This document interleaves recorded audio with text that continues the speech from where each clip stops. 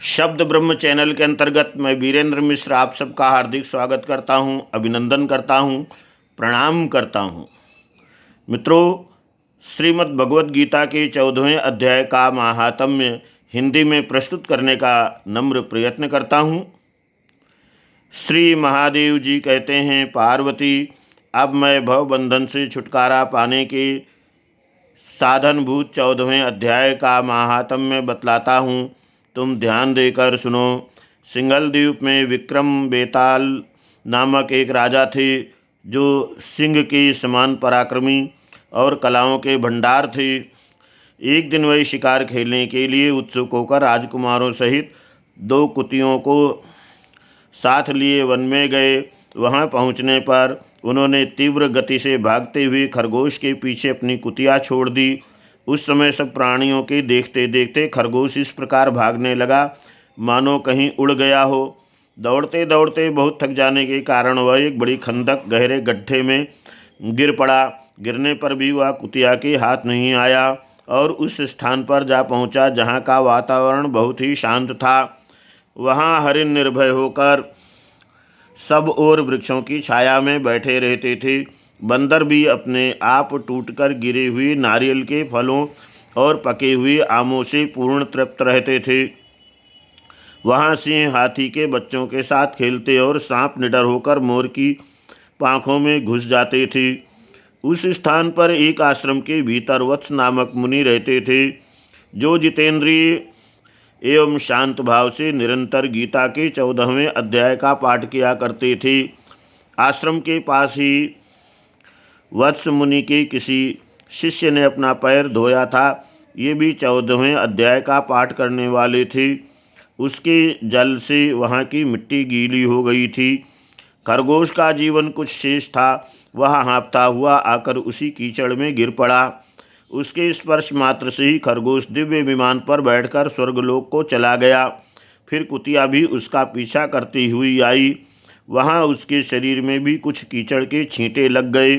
फिर भूख प्यास की पीड़ा से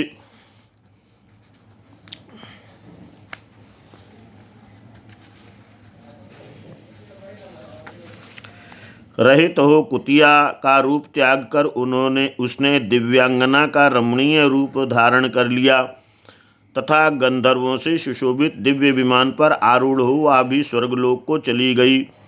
यह देख मुनि के मेधावी शिष्य स्वकंधर हंसने लगी। उन दोनों के पूर्व जन्म के वैर का कारण सोचकर उन्हें बड़ा विस्मय हुआ था। उस समय राजा के नेत्र भी आश्चर्य से चकित हो उठे। उन्होंने बड़ी भक्ति के साथ प्रणाम करके पूछा, विप्रवर, नीच योनि में पड़े हुए दोनों प्राणी कुतिया और खरगोश ज्ञानहीन होते हुए भी जो स्वर्ग में चले गए, इसका क्या कारण है? इसकी कथा सुनाइए। शिष्य ने कहा, भूपाल, इस वन में वत्स नामक ब्राह्मण रहते हैं। वे बड़े जितेंद्रिय महात्मा हैं। गीता के 14वें अध्याय का सदा जप किया करते हैं। मैं उन्हीं का शिष्य हूँ। मैंने भी ब्रह्म विद्या में विशेषज्ञता प्राप्त की है। गुरु जी की ही भांति मैं भी 14वें अध्याय का प्रतिदिन जप करता हूँ। मेरे पैर धोने के जल में लौटने के कारण यह खरगोश कुतिया के साथ ही स्वर्गलोक को प्राप्त हुआ है। अब मैं अपने हंसने का कारण बताता हूँ। महाराष्ट्र में प्रत्युदक नामक महान नगर है। वहाँ केशव नाम का एक ब्राह्मण रहता था, जो कपटी मनुष्यों में अग्रगण्य था। उसकी स्त्री का नाम विलोभना था। वह स्वच्छंद विहार करने वाली थी। इससे क्रोध में आकर जन्म भर के वैर को याद करके ब्राह्मण ने अपनी स्त्री का वध कर डाला और उसी पाप से उसको खरगोश की योनि में जन्म मिला। ब्राह्मणी भी अपने पाप के कारण कुतिया हुई। श्री महादेव जी कहते हैं, ये सारी कथा सुनकर श्रद्धालु राजा ने गीता के 14वें अध्याय का पाठ आरंभ कर दिया। इससे उन्हें परम गति को प्राप्ति हुई।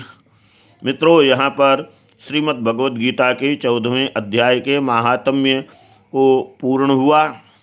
आपको ये अगर पसंद आया हो वीडियो, तो हमारा उत्साहवर्धन करने के लिए आप इसे शेयर कीजिए, लाइक कीजिए, कमेंट कीजिए अगर अभी भी चैनल को सब्सक्राइब नहीं किया है तो कृपा करके चैनल को सब्सक्राइब कीजिए। धन्यवाद। एक बार फिर से आप सबको जय द्वारकाधीश, जय श्री कृष्ण।